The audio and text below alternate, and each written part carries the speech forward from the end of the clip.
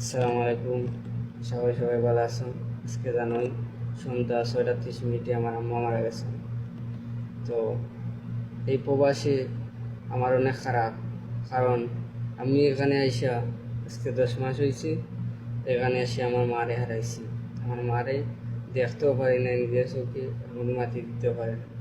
এটা আমার কষ্ট। আসলে ভিডিও করার কোনো উদ্দেশ্য ছিল না, আপনাদের সাথে আমার কষ্টগুলো শেয়ার করলাম। চেন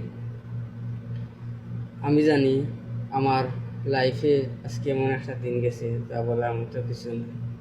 আমি 19, 20, 21 বছর পার করে আসছি, এমন দিন আমার কোনো দিন আসে নাই যে আজকে আমি কল্পনা করি নাই যে আমার আম্মা আমার কাছ থেকে চলে দেয়। 2 দিন আগে আমার আম্মা সুস্থ ছিল ঠিক, কিন্তু 2 দিন হসপিটালে ছিল, আর 2 দিন হসপিটালে আসেন ভর্তি, আজকে মারা গেছে। তো আল্লাহ খুশি এনেছেন কি, আর কিছু করার নাই।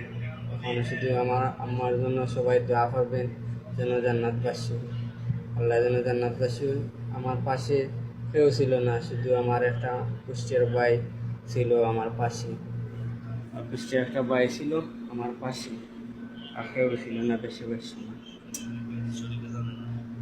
আসসালামু আলাইকুম ভাইয়ারা, আশা করি আপনারা ভালো আছেন। ভাইয়া, আমার পরিচয়টা দিতেছি। আমার দেশের ভাষা বাংলাদেশ, কুষ্টিয়া। আমার বন্ধুর বাসা সিলেট। যাই হোক ভাইয়ারা, আমার বন্ধুর ভিতরে অনেক কষ্ট। আমার বন্ধুর আম্মুটা ইন্তেকাল করেছে। আশা করি যেখান থেকে ভাইয়ারা আপনারা যেখান থেকেই দেখতেছেন, আশা করি আমার বন্ধুর ব্যক্তিগত কথা নিয়ে আমার বন্ধুর আম্মুকে একটু ক্ষমা করবেন যদি কোনো ভুলটুল করে থাকে।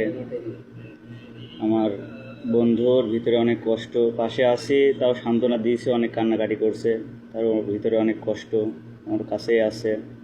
তো যাই হোক ভাইয়েরা, এতটুকু অনুরোধ, আর বন্ধুর মায়ের জন্য একটু দোয়া করেন। আমার শেষ কথা বলুন। তো আমার একটা শেষ কথা, যে আমার আম্মা কারো কাছে কোনো ভুল করলে বা কিছু কাউরে আঘাত দিয়ে তাহলে আল্লাহ কাছে মাফ করে দিন তিনি। কারণ আর আমার মা কোনোদিন ফিরতে না, এটা আমি জানি, আর কোনোদিন দেখা হইতো না আমার মার সাথে। তো কারো কাছে কোনো ভুল করলে বা কিছু করে তাহলে আল্লাহ কাছে মাফ করে দেবো। আর আমার মার জন্য সবাই দোয়া করবো। আল্লাহ ভালো থাকেন।